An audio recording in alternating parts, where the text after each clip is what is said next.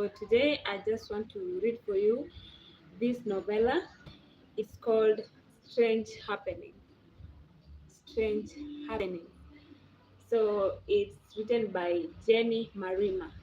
Strange Happenings is written by Jennie Marima, and it's a Kenyan novella for grade 7 students.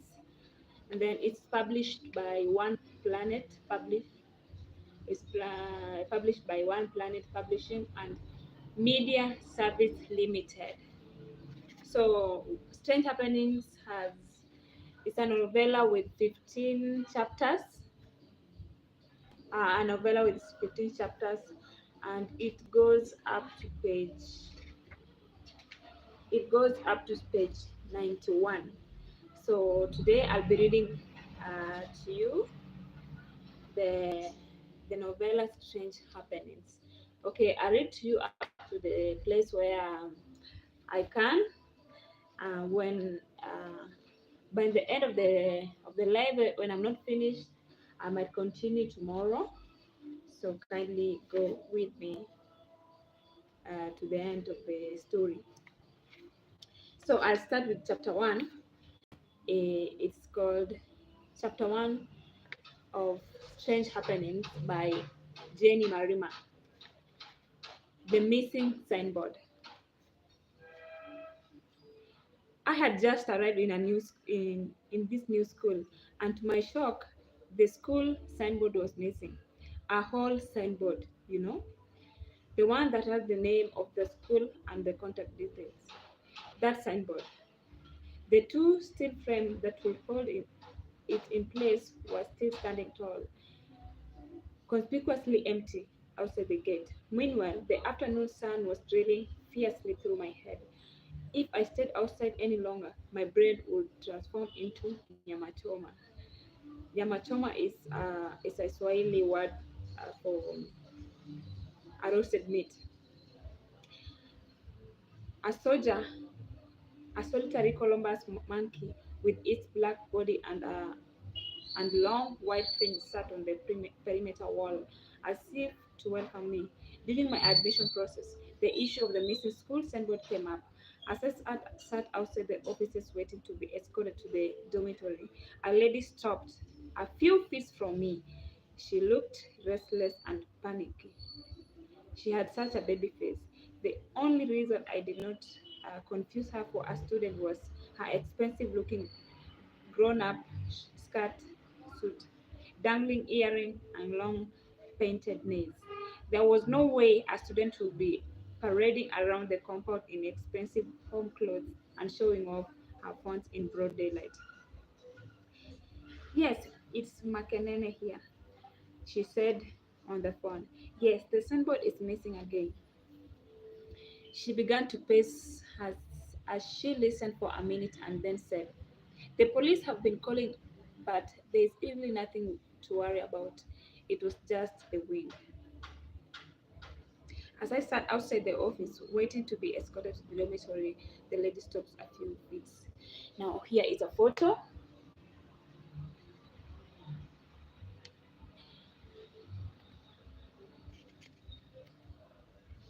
So I think here the persona is a boy, uh, and this is the teacher now.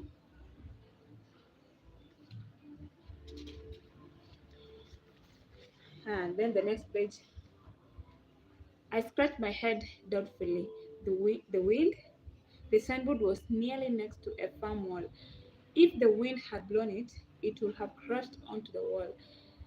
There would be some debris, but there was nothing. No broken planks of wood, no hung nails, no traces of anything. I had to remind myself it was my first day, my first few minutes actually in this new school. It was not my first place to deploy my wild investigation of feelings. I thought about my parents back home and how eager they were to have me settle in school. I could picture my mother saying, be good, son. Please be careful. Mother was fond of adjusting my crutches under my armpit in public and touching my cheeks, such gestures made me feel very shy. I was so gladly I was so glad she was not here. I thought I saw something like an envelope from the side pocket of my school bag, but maybe it was my mind playing trick on me because of my injury. I was sometimes disoriented. My injury had caused such a stain in the family. My mother was constantly worried that I would re injure myself. This made her extra tender with me. I could not wait to recover completely so that her gesture would stop. My mind drifted to my father. He was a man of few words. Sometimes I would look into his eyes and could almost hear him say, "Son, we don't have a 1,000,000 shillings in the bank. So if you jump around like a monkey and hurt yourself and other people, we will have nothing left to rescue you." I did not blame them. They were just as frustrated as I was. I had been out of school and unwell for so long. I could understand why they would feel the way they did. As I sat waiting for to be shown to the dormitory, a troop of grey black-faced monkeys marched confidently along the perimeter fence, joining the solitary colobus monkey. I found myself envying them. They were free. They could dangle from tree to tree, pattern the compound as if they owned the place and run as they pleased. I resisted the urge of to pity myself. This was a new law for me. I had wished for many things in my life, but this was the first time I had wished I were a monkey. I shook off the crazy thoughts and tried to replace them with better ones. I could see from the corner of the corner of my eye, a figure lurking in the shadow. The figure quickly disappeared. For a second, I wondered if it was the signboard thief.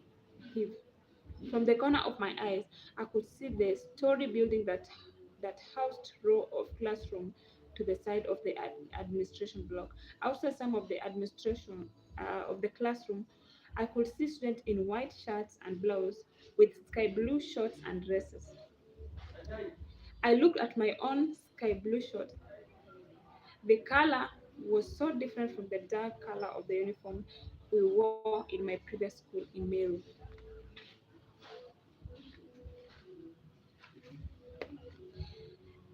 The restless baby faced lady finally walked up to me and said, "Just give me a minute. I will organize for a guy to take you to the dormitory."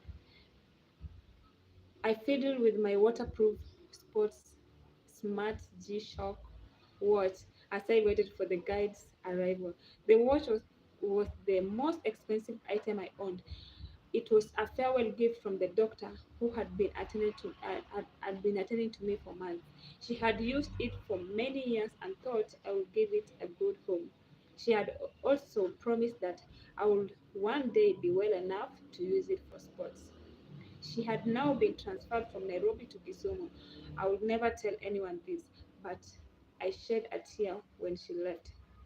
Moments later, the guard arrived. As I was escorted to the boys' dormitory with my large green metallic suitcase, my mind drifted to the school's signboard. Who could have taken it?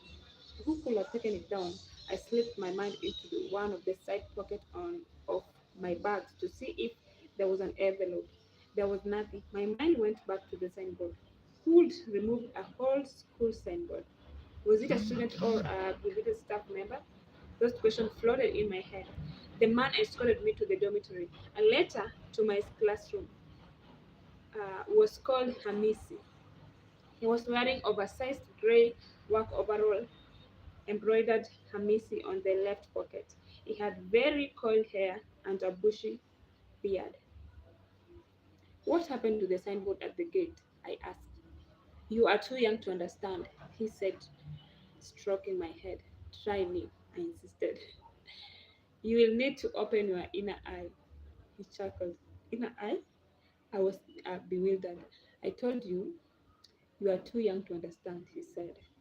I could not tell whether he was joking, serious, or possibly crazy. The conversation left me more confused than ever.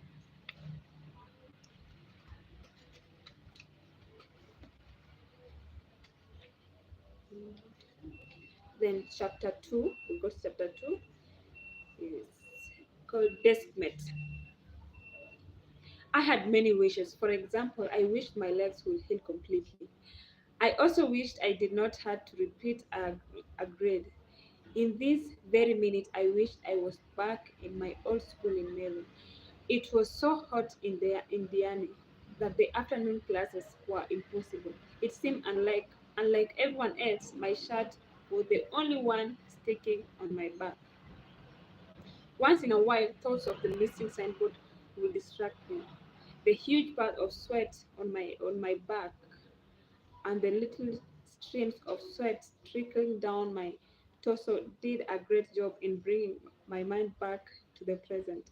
To say I was uncomfortable would be putting it mildly. To add to my distress, sweat was also pouring from my brow. I had no face towel or handkerchief to wipe the raging flood. I had to resort to using my shirt sleeves, which were short as would be expected in a coastal town. This left ugly brown shirt streak on my shirt. I resisted the urge to untuck my shirt, unbutton the button three levels, lower my head, and use the edge of the shirt to dry my sweaty face. At one point, I lifted my hands so that the sleeves would reach the sides of my head. Unfortunately, the teacher thought I was raising my hand to ask a question. The mathematics and class teacher, Mr. Gogo, turned and faced me. Yes, Mawasi? No, no, I said in panic. Did you did you have your hands raised? He sought to clarify. I shook my head vigorously. I breathed a sigh of relief when he continued with the lesson. However, I spotted the enormous sweat path under his arm on his short sleeve shirt. I had not noticed before because I was too focused on my own discomfort. I also noticed sweat drops on his forehead. These two discoveries gave me comfort that I was not the only one about to drown in a pool of my own sweat. Everyone else in this class had reported a couple of weeks ago. I was overcome by the new boy feeling. By the new boy feeling. To make matters worse, I was assigned a deskmate. I had sat by myself for the first few minutes of my arrival, and then boom, the classmate bombshell was dropped on me. I remember holding my breath as the teacher uh, signed to me as a seat. Mawasi, Mr. Mugo said, the empty desk in the middle row will be dwelling for the rest of the term. He smiled cheekily and added, make yourself at home. So here is the classroom, if you can see. So the teacher, this is Mr. Gogo, and these are the students. Then I said, my dwelling? I had never heard people talk like this. When I saw when I saw who I would be sitting next to, I nearly collapsed. For a second, I thought about protesting. For another crazy second, I considered running out of the classroom and speeding out of the gate like a bullet to Ukunda town to start a new life. The crazy second passed. I half walked, half floated my way to my new desk. The resume signing experience was something close to traumatic. It would be an understatement to call it an experience. An experience. It was, in fact, an ordeal. I I do not want to sound dramatic, but if I tell you about this person, you may understand. My new nestmate was none other than Kale. Today, she seemed too loud for my liking.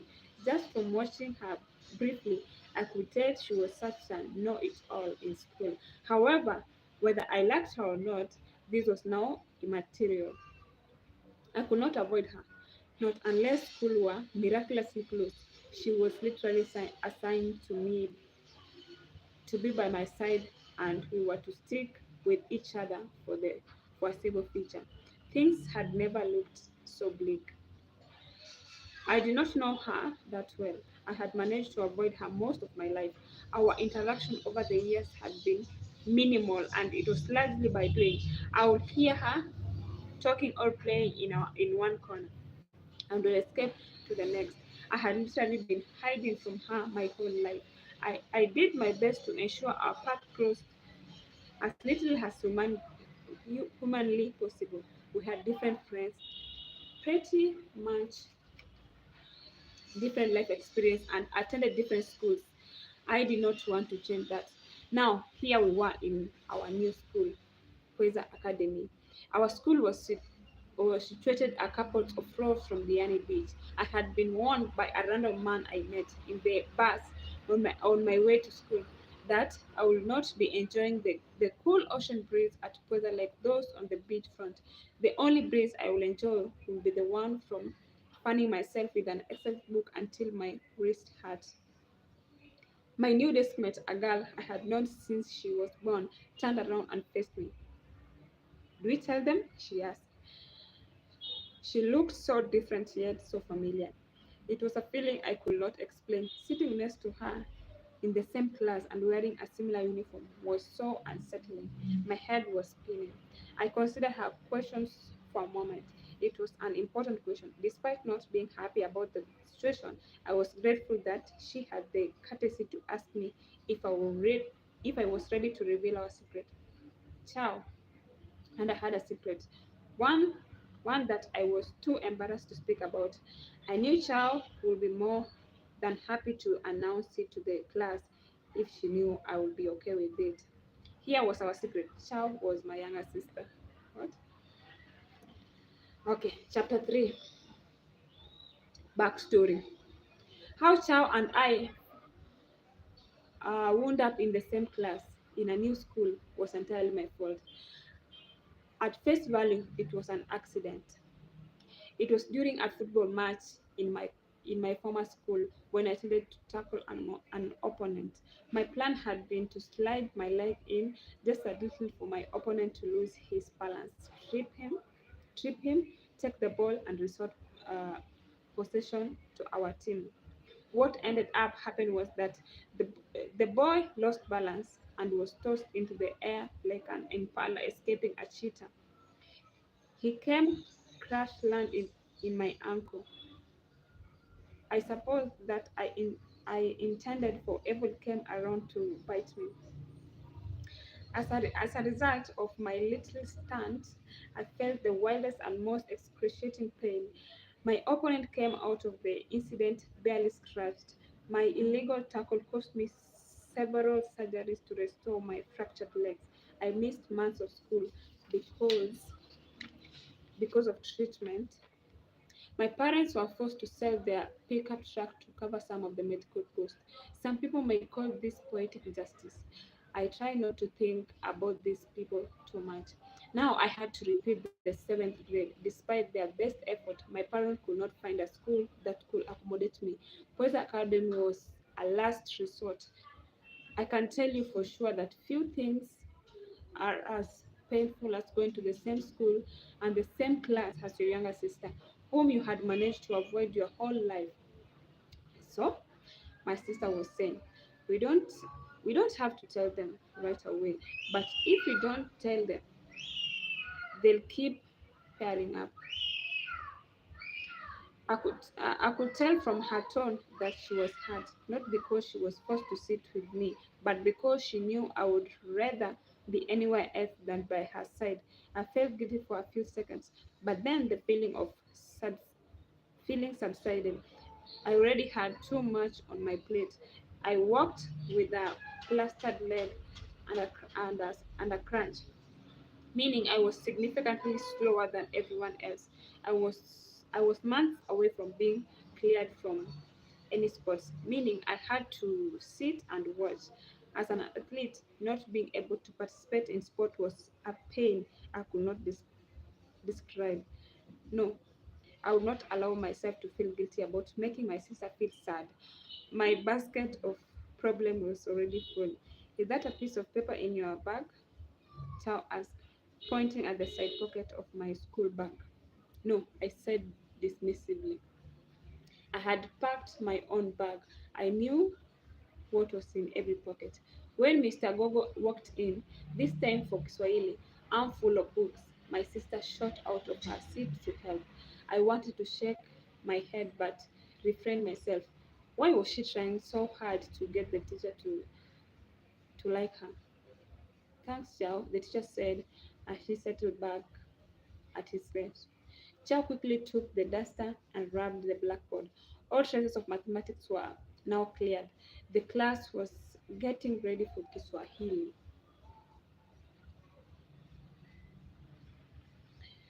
I was going to ask the class to vote for a class secretary as is the tradition, but I'll make an exemption. He organized his desk as he spoke. His sweatpants seemed to have dried. His balding head was still shining. This person has impressed me enough, continued Mr. Gogo. He then stood up and walked to the front of the class. He looked intently at us and then said, Chow, you are now the class secretary. I'll brief you on your role as we go along. He then asked us to clap for Chow. We all clapped. I did so reluctantly. I now realized why I did not like her so much. Do not get me wrong, I did not hate Chow. How could I possibly hate her? She was my only sister. Perhaps I should find better. Perhaps I should find better words. She was not the type of a person I would enjoy to be around. What I meant by this is if I were asked to pick a friend, she would be one of the last people I would choose.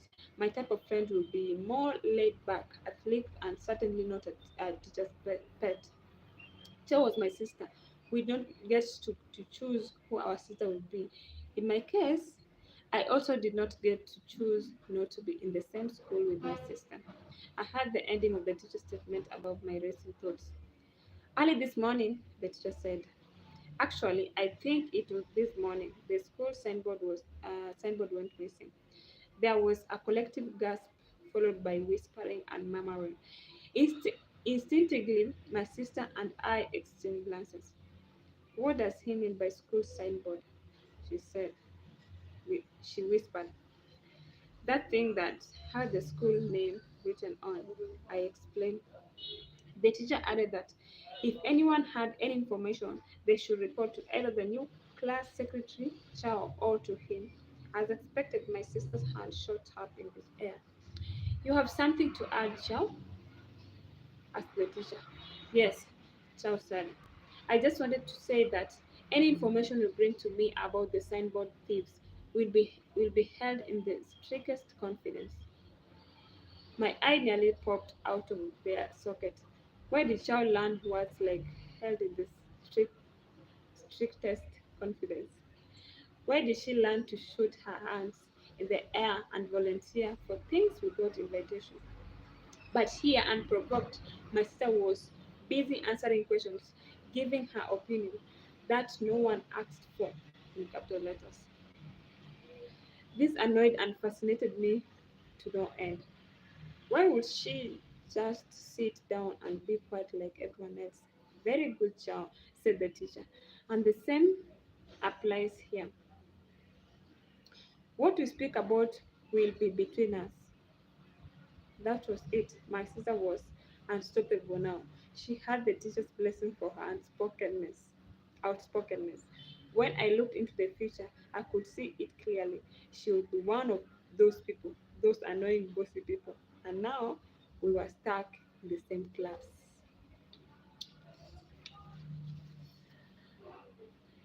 Hmm. At chapter 4, the beach. A couple of days had gone by, but I still did not feel settled. I barely registered the name or faces of the other students. I just saw white, sky blue figure moving about every so often. I saw the beautiful black and white colobus monkey calmly pitched on a different section of the school's perimeter wall.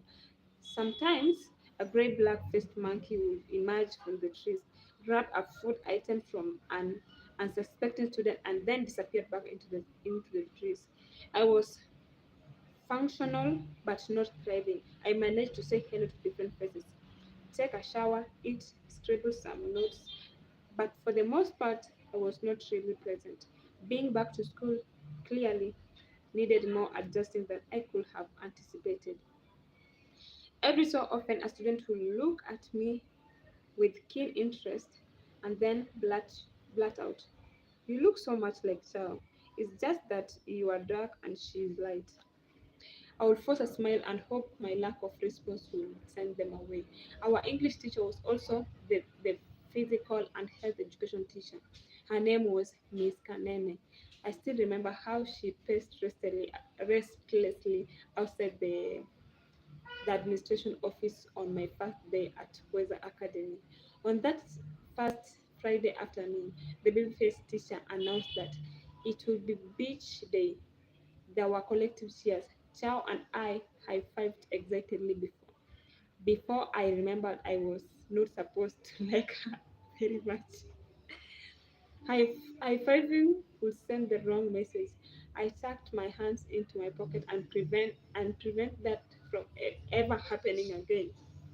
"We will sit in the bus like we sit here," she said. "You have 20 minutes to bring your swimming costume from the dormitory."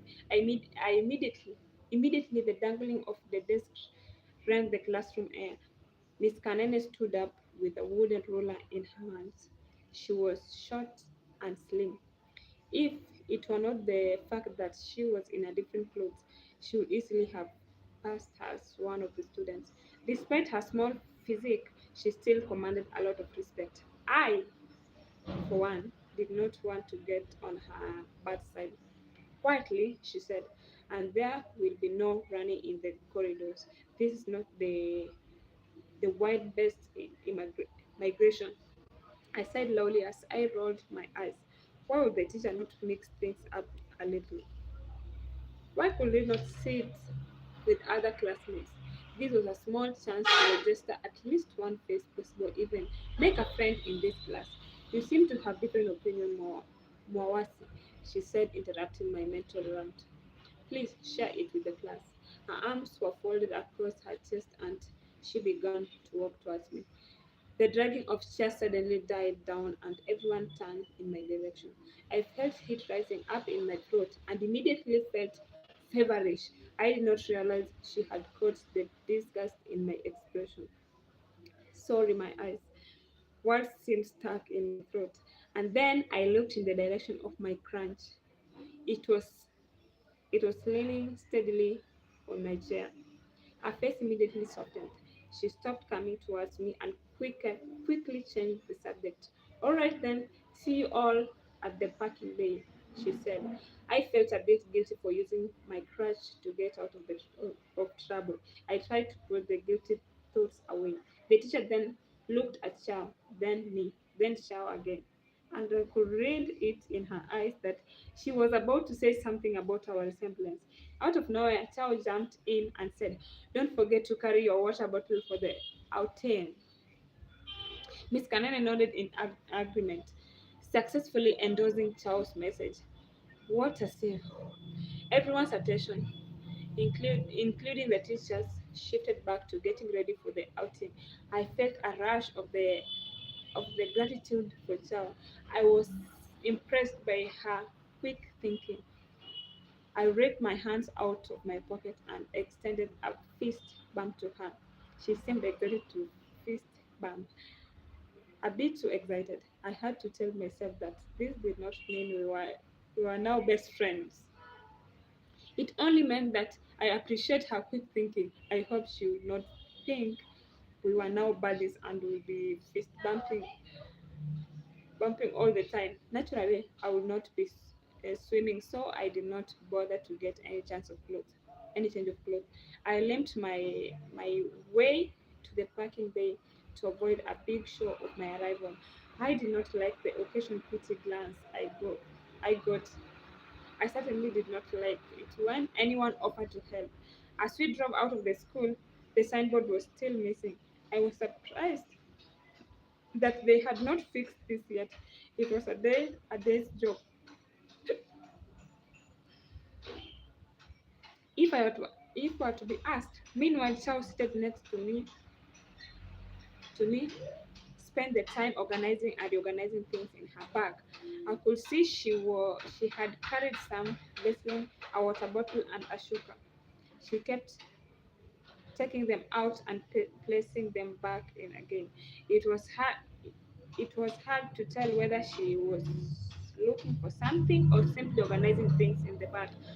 Her movements were interrupting my peace. I wish she could just sit still for a minute. I wanted to be on the window seat. I would have something else to look at besides her packing and unpacking. Have you seen a sealed envelope with my name on it? Chow asked suddenly. Oh, never mind, I found it.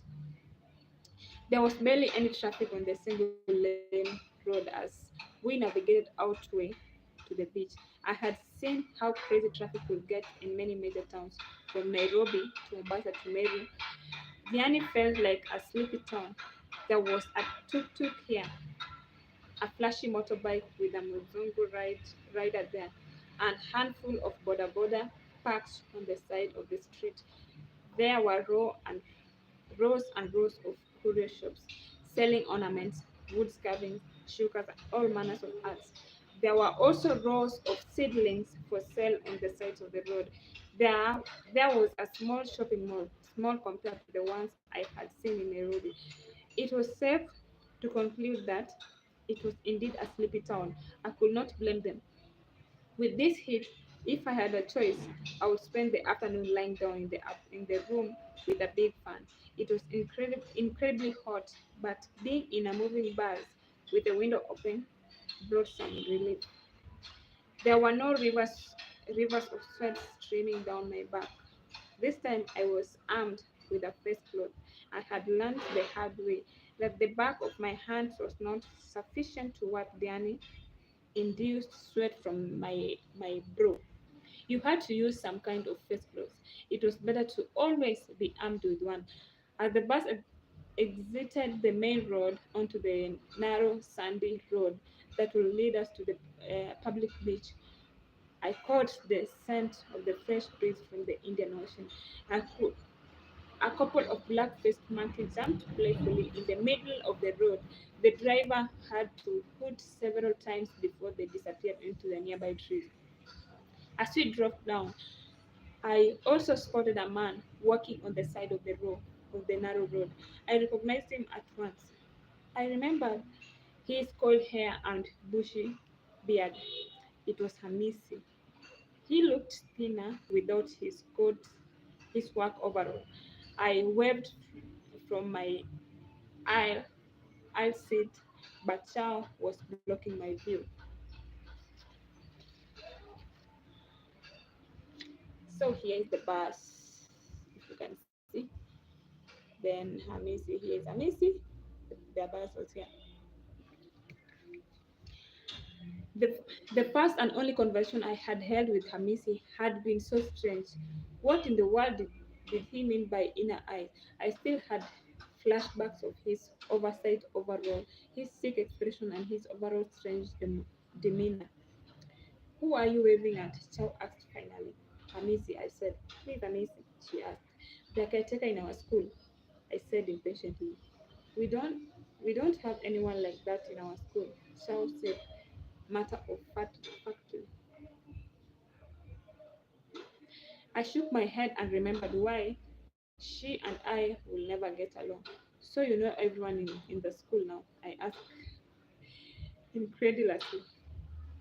I do. As a matter of fact, she said, during our orientation, which you did not attend, we were introduced to all the staff members. So what? I asked. That means you are waving at was definitely the man that you're waving at was definitely not the one of them, she replied. Okay. Chapter 5. Hamisi. So the narrow road led by the opening of the public beach. The blue of the sky contrasted spectacular with the greenish blue of the sea. I instinctively drew in deep breath to take in the slightly salty, cool air. We filed out of the bus that was parked next to two other buses. It hit me that this might be the outing day for other schools too. What surprised me the most was the flight of the old rug stairs leading down the beach. I wondered who had built them. Was it the national government, the county government, a private developer?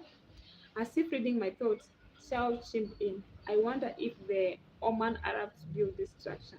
She said a little louder than was necessary. You know why? You know, they were exploring the Kenyan coast in the 19th century. I looked at her blankly, not because I did not know a little bit about Kenyan history. Of course, I knew a thing or two, but her statement felt so immature, like she was showing off her knowledge. I did not want to encourage her attention-seeking maneuver. In moments like this, I really disliked her. The fact that she denied her Mrs. existence altogether did not help much.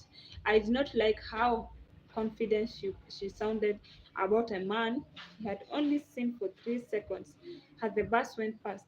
I had walked with the man from the administration block to the dormitory and to the classroom. If anyone could point him out from a crowd, it would be me. On the right of the stairs, the beach was overrun with seaweeds, but further in, it cleared into the magnificent white sandy beach that led into the greenish blue water. I had read about Kenya's tourism attraction. The sandy white beach were top of the list, catching the sight and sounds, smelling the cool fresh air from the breeze, squinting my eyes at the winds blow. Being there physically was the height of tranquility. Nothing I had read before could fully describe just how calming and peaceful the feeling was. There were already other people on the clearer side of the beach. Some were seated on the beach, others splashed water on the shallow areas. The teacher gave a last minute call. Be your brother's keeper. I honestly escaped her to give more instruction like, do not go there. Be back at this time. And soon on, however, she seemed to trust that we could do the right thing. It seemed like this was something the class had done before. I imagined that they could go to the beach and everyone will account for the person they sat next to. I watched with some administration admiration as Gail took the lead, walking confidently into the water in her purple swimming and a kanga wrapped around. She was the first to step into the water, and she called everyone else to join. I tried to push back the feeling of admiration. Cha was not someone you admired. She was someone you avoided. I considered my thoughts for a minute and wondered if I was being too harsh. As, as students raced for the waters, I sat on the shelter like structure at the top of the stairs. There was a sense of freedom in the atmosphere that's hard to explain.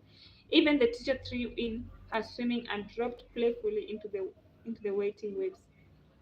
In her in her swimsuit, you could not differentiate her from the student. She jumped, splashed, and giggled like everyone else.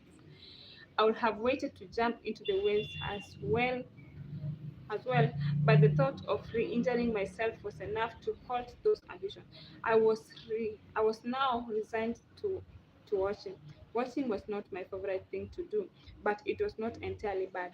I saw some ladies talking, fistful of sands and rubbing them on their bodies. I saw a couple of children flying their kites high as they ran on the shoreline. From a distance, I saw a few jet skis plowing through the waves. Next to the stairs, hawkers tooted their wares aggressively. They seemed not to bother the students. Perhaps they knew we did not have any money on us.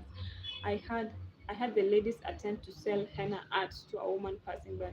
In my eavesdropping, I had the price go from 2,000 down to 100 shillings. Chow materialized from nowhere, gave me a scare, and interrupted my watching. I had not seen her coming. I did not like people creeping up on me. Chow's face was dotted with sand. Her neck and shoulders were lined with greenish brownish seaweed. You should come into the water, she said breathlessly. I pointed at my legs and crunches to her. Inside the water, your legs will be lighter and and more relaxed, she said. It's called water therapy. Since when did you become a doctor? I thought. Instead, I said, just leave me alone. I waved her way with a hand gesture. A stern expression flashed across her face, and she left in a huff. I turned, I turned my attention to the left of the beach. There were fewer people in that side.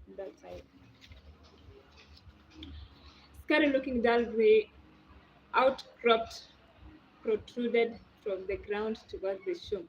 Some parts of the ground were green and slimy. Others were filled with sand and pockets of water and seaweeds. The overhanging outcrop outcrop rocks jutted out menacingly. I wondered what was harbored in the caves under them. Something about them felt so unsafe. I suspected that if I were to walk a little further left, I would potentially find the caves.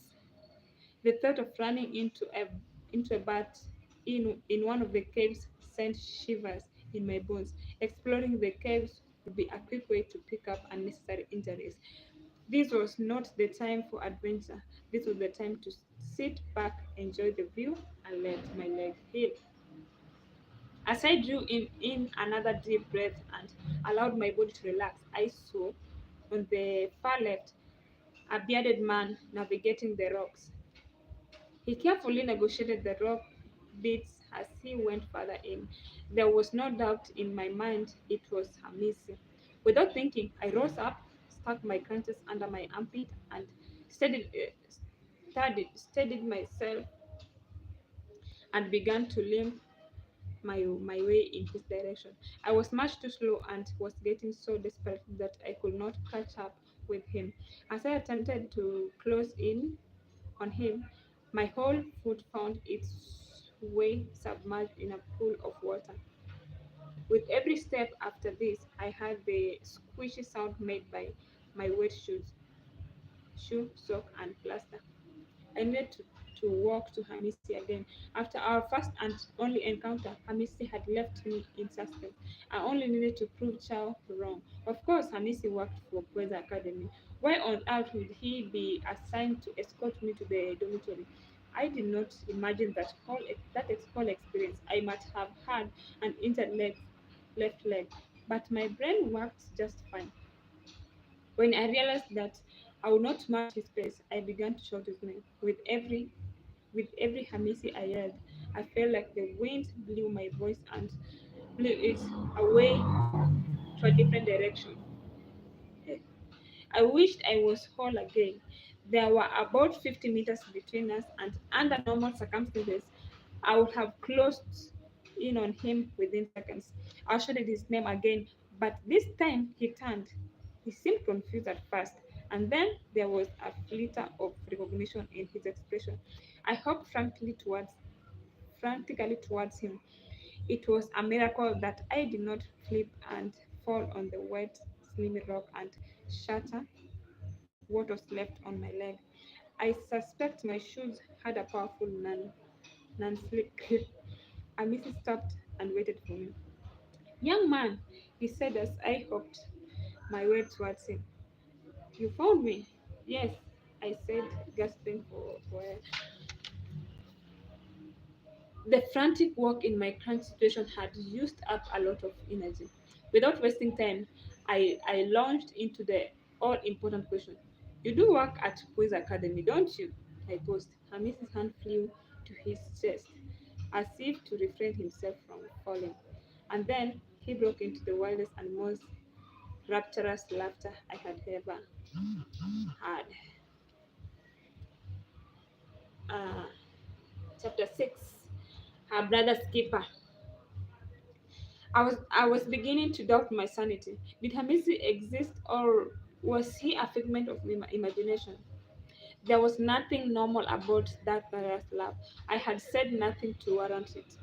Either he was crazy, I was crazy. Oh, we both were crazy. Come, let me show you something, he said suddenly.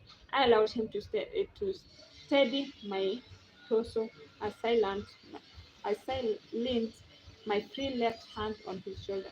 I detected a dull, pigeon smell from him. It was not so sharp I could tolerate it. We rocked unsteadily for about 50 meters. She, the overhanging beach rock that protruded next to us ended abruptly. We stood next, looking like ruin of once tried hotel. We climbed up the ran downstairs into what might have once been five-star hotel. What happened here? I asked. This used to be a big hotel, he said, confirming my suspicion. Visitors from Europe used to flock to this area. Very few Kenyans could afford to come here. Look, he pointed to a sunken section.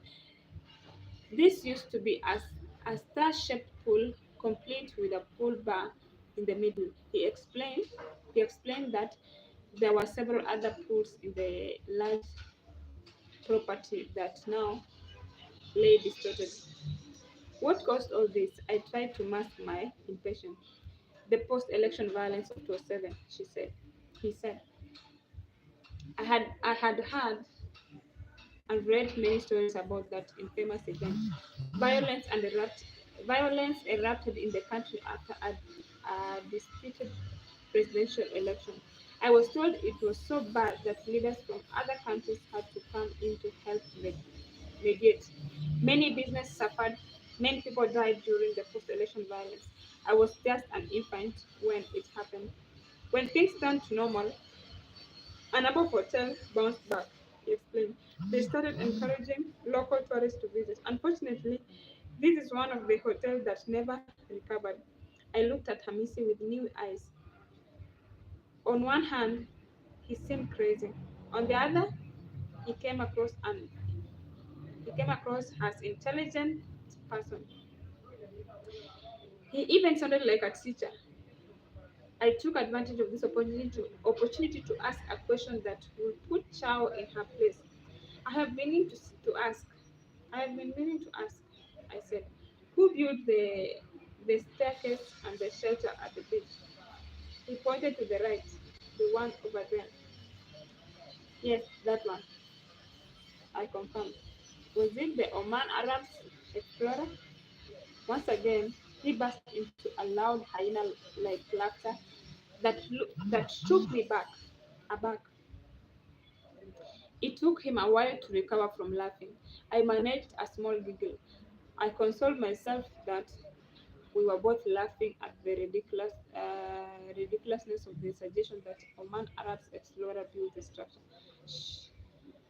He gestured suddenly with a finger touching his lips. I realized there were other people in the ruins. He took my crunch on one hand and eased me into his back. He walked awkwardly and uncomfortably towards a building that looked like it was a kind of amphitheater. It was an arena of sorts. He put me down, and we both crept into a corner of the arena. There were noise and grunts. It sounded like people were doing some form of physical exercise. I heard the faint sound of music in the background. When we got closer, we saw a group of acrobats practicing for a set. We watched them perform a number of impressive tricks like air flips and impossible spins. These talents acrobats had no bones. These talented acrobats had no bones. I was an athlete before my injury, but my bones could never twist into the shape I had just witnessed. I was so impressed. I left out a loud gasp. So these were the acrobats that they were doing. One seemed to look in our direction, but his eyes went right past us. Hamisi pulled me away from the view. I don't want these guys to see me. There was terror in his eyes.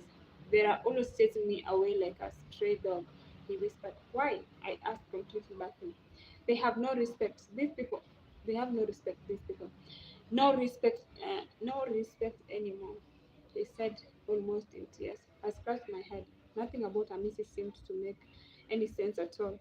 Amisi threw me on his back, took the crunch in one hand, and we took a different direction. I was not sure where we were anymore. I know a place where we can hide, he said. We walked a few steps amazed. He finally eased me down from his back in what seemed like a small dark room. This was once the hotel's storage area, he explained. We had some strange squeaky sound. Hamisi took me through a couple of abandoned food boxes and stacked them up to make a step. He climbed up the stairs.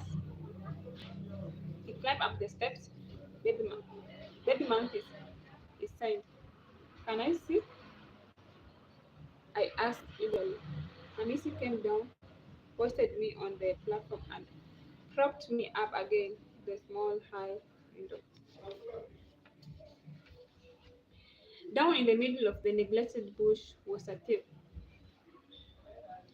Down in the middle of the neglected bush was a cave with jet white and grayish brown baby monkeys. I did not like monkeys. I would be the first to turn one. They were always snatching things, especially from the girls in school. But seeing the caged baby monkeys nearly brought me to tears. They looked so helpless. One had a nasty cut across his forehead. I could not look anymore. I asked Hamisi to help me calm down. Why are you here? I asked Hamisi. Maybe for bush, maybe for bushmeat. She said. He said. I shook my head at the thought that there are people who actually ate monkeys. Why do they find such babies? Hamisi rubbed his head. Sometimes their mothers are killed by electric lines or in car accidents. I guess I guess there are people who capture them and keep them in cages. My mind was dizzy. Of what benefit was keeping such small monkeys in cages? To be fair enough, Hamisi added as if reading my mind. The grey one is a real nuisance. I will not feel so sorry for it. The jet white one is much calmer. We climbed down the makeshift fort. By now, my heart was pounding furiously. My breathing was labored. Could we go, please? I asked desperately. Believe me, we are safer here, he said. There are all kinds of criminals lurking in these rooms. Drug dealers, murderers, poachers, every kind of criminal in here. He shook his head. You have seen the monkey for yourself. I glanced at my watch and realized it was 5 p.m. The rest of the class was probably looking for me. I should get going. I said I tried. I said I tried to sound firm, but I could still hear the shake in my voice. And Mrs. Eyes widened and held my gaze. You are safer here, trust me. The room was stuffy. It felt as if the wall were closing in on us. Despite the cool breeze from the beach, my body was covered with sweat. I did not know if Hamisi was my friend or foe. As my mind raced, I felt Hamisi tighten his grip on my wrist. Nice watch, he said, examining it. Where did you get it? Did your parents buy you this? You must have you must have rich parents. And Mrs. Stone seemed to have changed. He was sounding more aggressive by the minute. He was not even giving me a chance to respond. Did you know you can get about 12,000 Kenyan shillings for such a G-Shock watch on the black market?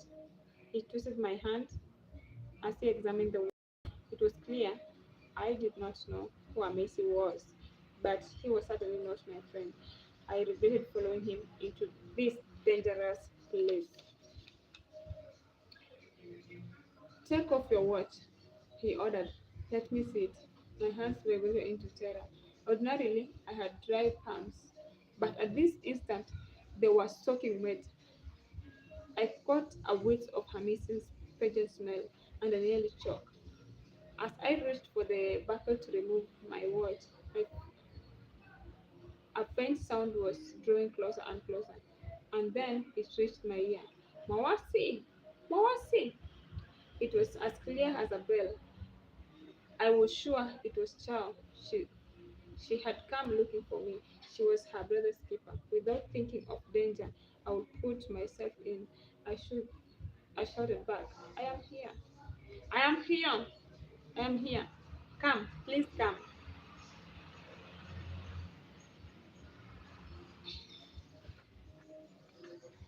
Chapter 7. Are we in trouble? Chapter 7. Run! Call the police! Get help! He's trying to steal from me. I screamed. My whole body shook with terror. There was a moment of deathly silence. At that moment, I thought I had been dispatched to the afterlife. Who is trying to steal from you? Chow emerged from the door. Her voice broke the deathly silence. She stood at the entrance of the store. Him? Him, I said, pointing wildly behind me. I did not even want to look. It's him. I'm missing. I was confused by Charles' puzzled expression. I was more confused that she did not appear scared at all. We were in mortal danger and it was important that she ran as fast as possible to get help. Amiss is trying to rob me. Please go. Help me. I yelled again. Instead of following my instruction, Chow walked towards me. There is no one here, she said calmly. I looked behind. Amisi had vanished. I must have run away. He must have run away. He was here. He was trying to steal my watch. I choked frantically. Chow rushed to my side and gathered me in her arms. It's okay. She she soothed. He's gone. It was an emotion that I could not handle. I allowed myself to break down on her shoulder. I could not remember being more terrified in my life. Chow rubbed my back soothingly until the shaking of my body stopped. If anyone would have told me that I would be in an old abandoned hotel, turned crime den, with Chow soothing me, I would have burst into a similar bizarre laugh as her missus. When my breath had steadied, Chow and I explained the Chow and I examined the room. We both looked up instinctively to the small window near the ceiling. Hamisi must have escaped through that window. I remembered the trapped baby monkey and wondered if it had landed on their cage. My goodness, the guy is agile. I said, I know, Chow said as she considered the distance from the ground and how swift one needed to be to exit through that particular window. Let's get going, she said finally, gathering me up to my feet. I allowed her to help me with my crunches. I even used her shoulder for support as we trudged out of the ruin and onto the beach. Outside, the hot afternoon sun had given way to the mild evening light. Under normal circumstances, we would have stopped to take in the view. These were highly abandoned circumstances. The last thing on our mind was how breathtaking the view was. When we walked down the damaged steps to the beach, I was stunned by what I saw. The tide was high. Water had submerged the whole area we had just walked on. It was it is ankle deep, Chow said encouragingly. encouragingly. We can make it to the other side. With Chow's support, we waded through the waters. Every step was exceedingly laborious and slow. The tide kept coming up and the waves were strong. At one point, a strong wave hit Chow and threw her off balance. She fell flat into the shallow water. She was dragged back into the ocean and then dropped on her side. I watched helplessly as she tried to reach for my hand.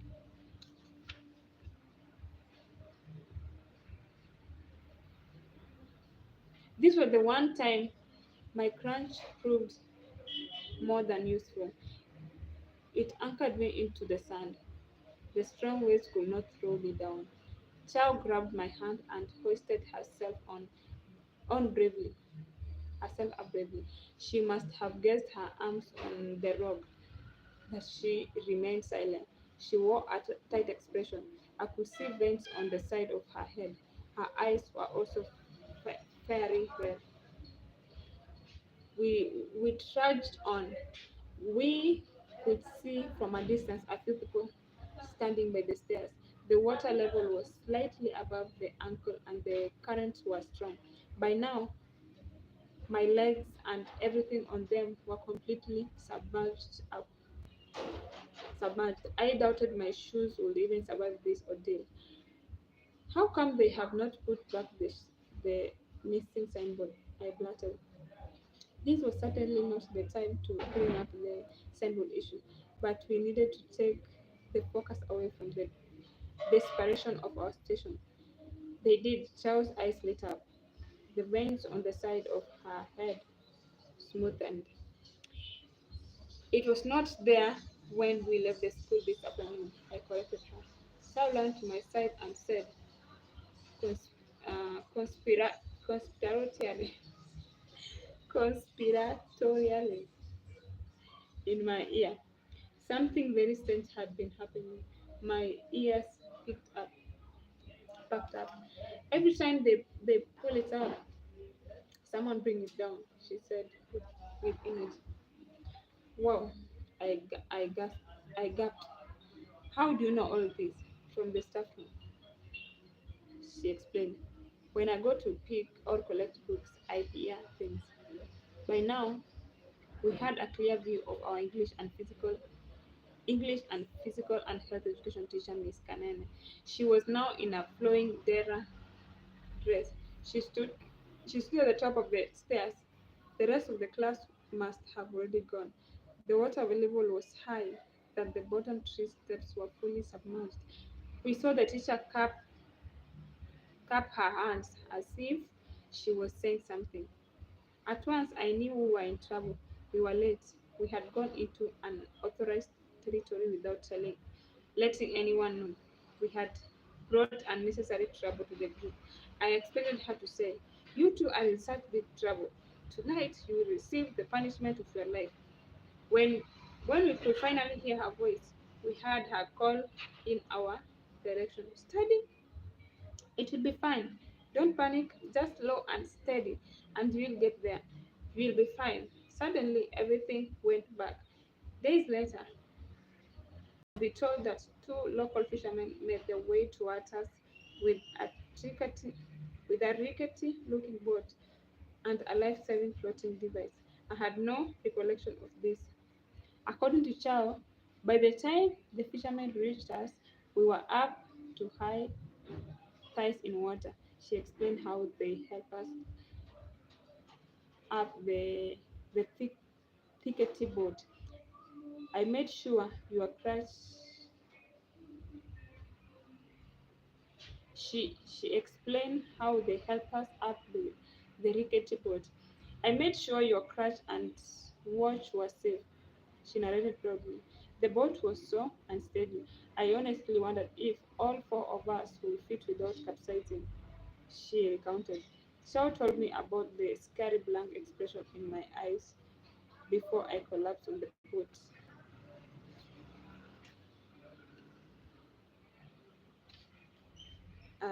Now we've come to the end of part one. Now, from page 49 onwards part two.